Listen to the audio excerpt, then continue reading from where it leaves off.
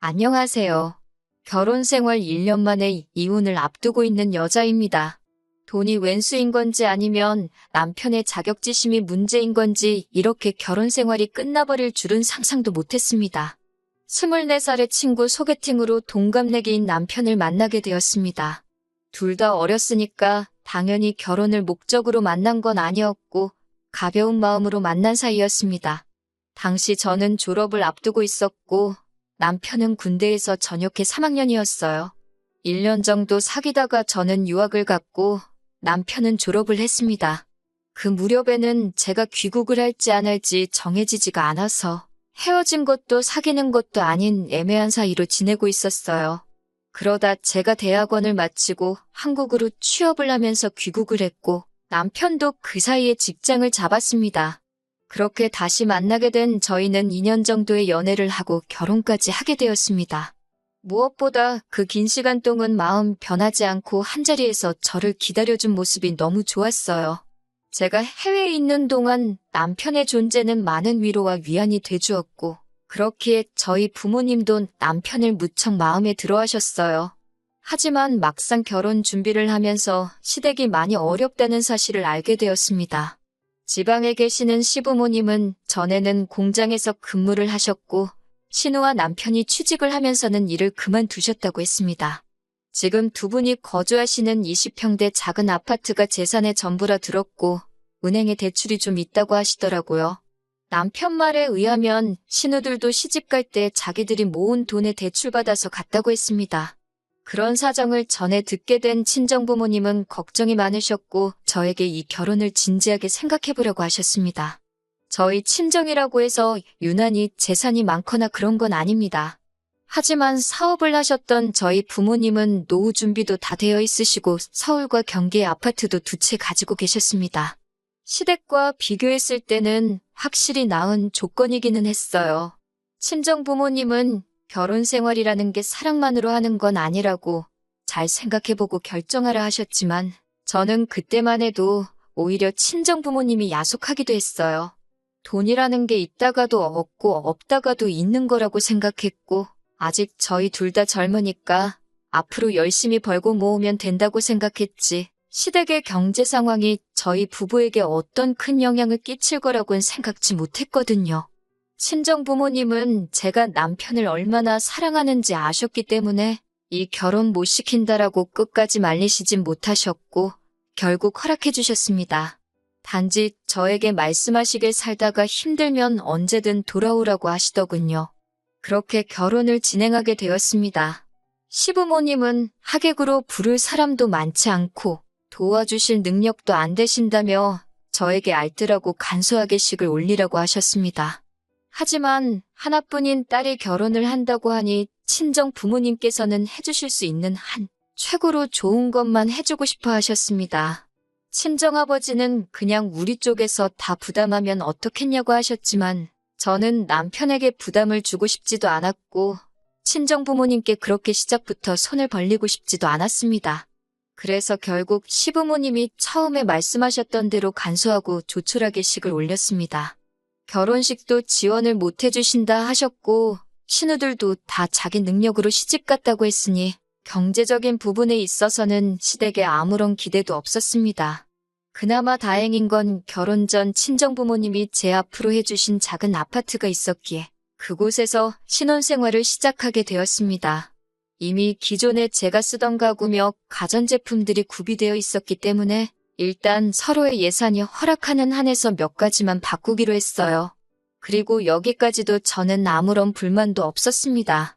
종종 친정이나 시댁에 도움 없이 시작하는 사람들을 듣고 봐왔고 저는 개인적으로 대단하고 멋지다고 생각했거든요.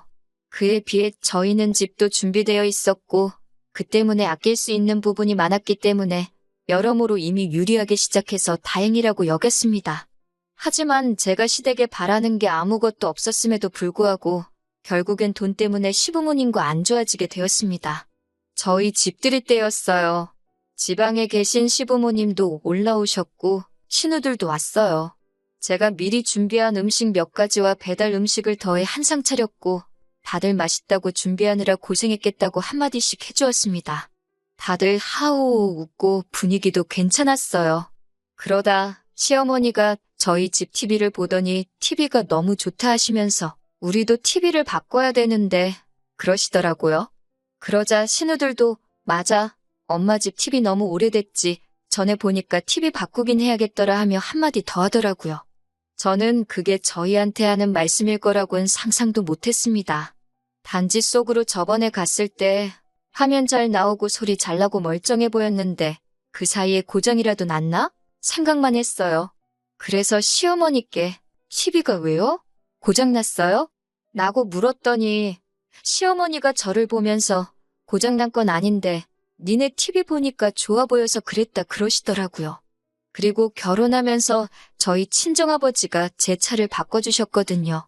남편은 연애할 때부터 차가 없어서 늘 제 차를 함께 썼고요. 아무튼 시부모님이 안 주무시고 바로 내려가신다 하시길래 그럼 제가 역까지 모셔다 드린다고 했습니다.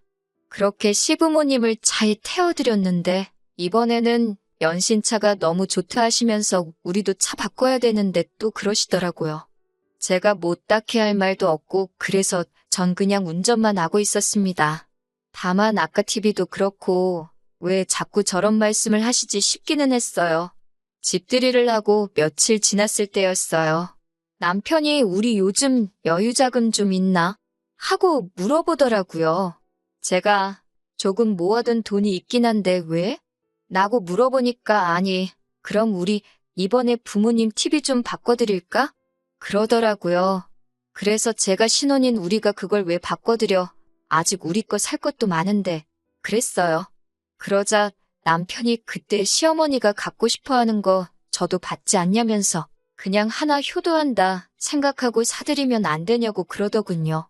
그래서 제가 능력되면 자기가 자기 돈으로 바꿔드리라고 나는 그럴 능력이 안 된다고 그랬습니다. 그리고 그럼 우리 부모님은 뭐 해드릴 건데? 라고 물었어요. 그러자 장인 장모님은 돈 많으시잖아? 그러는 거예요. 제가 그래서 양쪽에 똑같이 할 거 아니면 싫다고 했어요. 남편 기분이 안 좋아 보였지만 저도 기분이 안 좋았기 때문에 더 이상 아무 말도 안 했습니다. 결혼 전부터 남편이 시댁에 한 달에 얼마씩 보내고 있는 건 알고 있었습니다.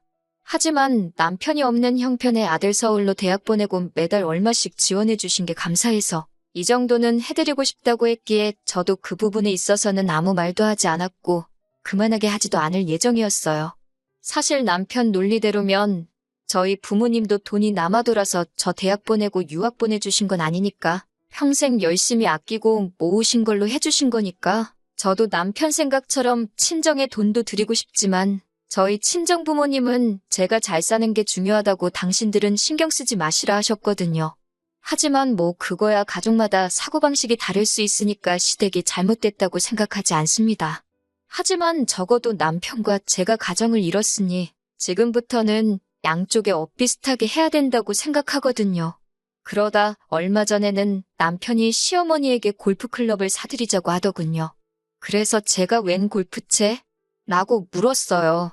그러자 남편 하는 말이 시어머니가 저희 어머니가 골프 치는 걸 아시고서는 당신도 배우고 싶다 하셨다는 거예요.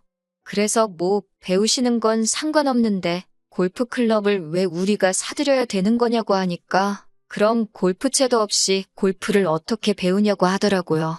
그래서 제가 아니 골프클럽을 살 돈이 없으시면 앞으로 골프는 어떻게 치시냐고 필드 나가고 하는 것도 다 돈 든다고 그랬어요.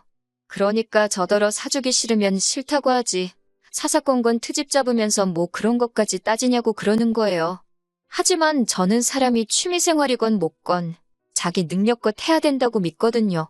냉정하게 말해서 저는 저희 시어머니가 골프를 취미생활로 즐기실 여력이 없다고 생각하고요. 그래서 나는 못 사드려. 그러니까 자기가 하나 사드릴 수 있으면 사드려 그랬습니다. 그런데 남편도 자기 돈으로 사주기는 아까운지 제가 그렇게 말하면 꼭 안 사드리더라고요.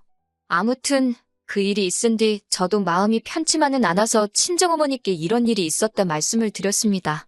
그러자 친정어머니는 그냥 하나 사드리지 그러냐고 하시더라고요. 그래서 제가 나는 이게 이번이 처음이 아니다. 앞으로 이런 일이 번번이 있을까봐 걱정이 된다고 그리고 앞으로 우리도 애 낳고 하면 돈 들어갈 일이 투성이니까 미리 준비도 해야 돼서 안 될 것 같다고 그랬습니다.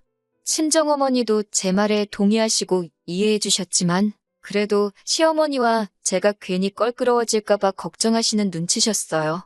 친정어머니는 저에게 그러면 엄마가 쓰던 골프클럽이라도 일단 가져다 드릴래? 그러시는 거예요. 취미로 배워보신다는 거니까 한번 해보시고 정말 재밌으시면 그때 사는 걸 생각해도 되지 않겠냐고요.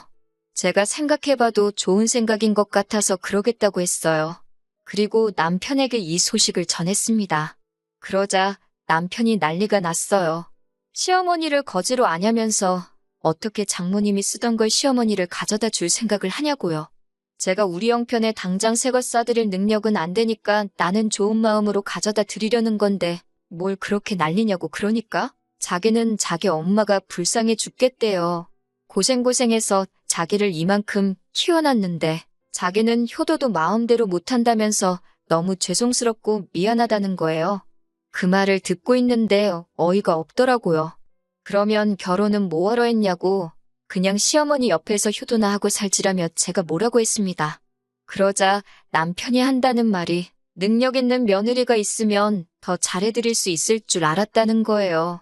그런데 있는 사람이 더하다면서 저더러 너무 인색하다는 거예요.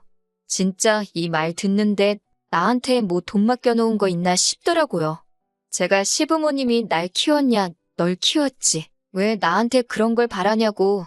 그러니까 자기는 장인 장모님한테 아들 같은 사위가 되려고 하는데 너는 너무 선을 긋고 있는 거 아니냐는 거예요. 그래서 제가 우리 부모님이 우리한테 뭐 사달라고 해달라고 한 게 하나라도 있냐고 물었어요. 이 집도 친정 부모님이 안 해주셨으면 어쩔 뻔했냐고요. 그러자 남편은 더 가관인 말을 하더라고요. 이 집만 아니었으면 신혼부부 특혜로 대출받아서 더 좋은 집에서 살 수도 있었는데 이 집 살면서 집값 오르니까 저만 혜택을 보고 있는 거래요. 대출 받아봤자 전세밖에 더 가냐고요. 그리고 저랑 살면서 이 집값이 오르면 결국 그 돈 남편이랑 저랑 같이 쓰고 살지 저 혼자 먹고 살 거 아니잖아요. 그런데 어쩜 속으로 저렇게 멍청한 생각을 하고 있나 싶더라고요. 그날 이후로 남편과는 뭐 필요한 대화만 하면서 며칠을 지내게 되었는데 남편이 너무 찌질하고 자꾸 부담 주는 시부모님도 불편하고 이혼만이 답인 것 같더라고요. 그래서 남편에게 그냥 이혼하자고 했어요. 이런저런 스트레스 받기도 싫고 괜히 죄책감 느끼는 것도 짜증난다고요. 그랬더니 남편은 세상 천지의 어떤 며느리가 시부모님한테 뭐 하나 사드리기 싫다고 이혼을 하냐면서 자기가 미안하다고 그렇지만 자식된 입장에서 부모님께 잘해드리고 싶어서 그런 거니 저더러 이해해달라고 하더라고요. 그렇게 사과 같지도 않은 사과를 하면서 자꾸 스스로 합리화시키는 남편을 보니 더 정이 뚝 떨어졌습니다. 그래서 이혼을 하려고 알아보니 이런 사유로는 이혼을 하기가 쉽지 않았습니다. 그래서 집을 팔려고 내놨어요. 그러자 남편이 그러면 우리는 어디 가서 사냐고 하길래 나는 친정에 들어갈 테니 당신은 당신 알아서 하라고 했습니다. 남편은 어이없어 했지만 이 집은 전적으로 제 것이니까 남편의 동의 같은 건 애시당초 필요하지도 않았어요. 며칠 전에는 남편이 죽어도 안 나간다고 버티길래 결국 경찰까지 불렀습니다. 결국 남편은 저에게 독한 여자라며 치사하고 더럽다고 시댁으로 갔고 이 상황을 알게 되신 시부모님이 저에게 전화를 걸어 막말과 악담을 퍼부으셨습니다. 그건 고스란히 녹음되어 제가 가지고 있습니다. 변호사 말에 의하면 이런 식의 폭언이 몇 차례 반복되면 이혼 사유가 될 수 있다고 잘 모아두라고 하더군요. 시간은 좀 걸리겠지만 벌써 마음은 홀가분합니다. 처음에는 마음 한구석으로 왠지 모를 미안함도 있었지만 그것도 이제는 훌을 털고 마음 편하게 살아보려고 해요.